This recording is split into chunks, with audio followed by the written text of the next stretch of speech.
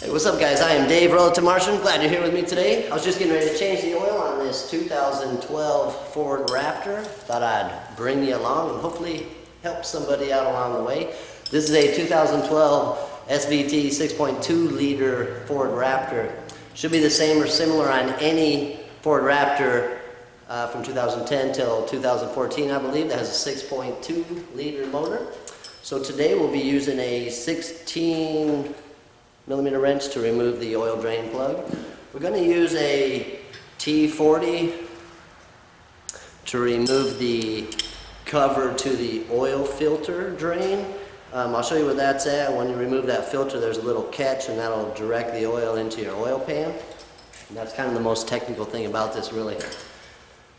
We want to use 520 oil. I recommend Mobil 1. Any fully synthetic oil is probably ideal, but 520. We're going to use 7 quarts.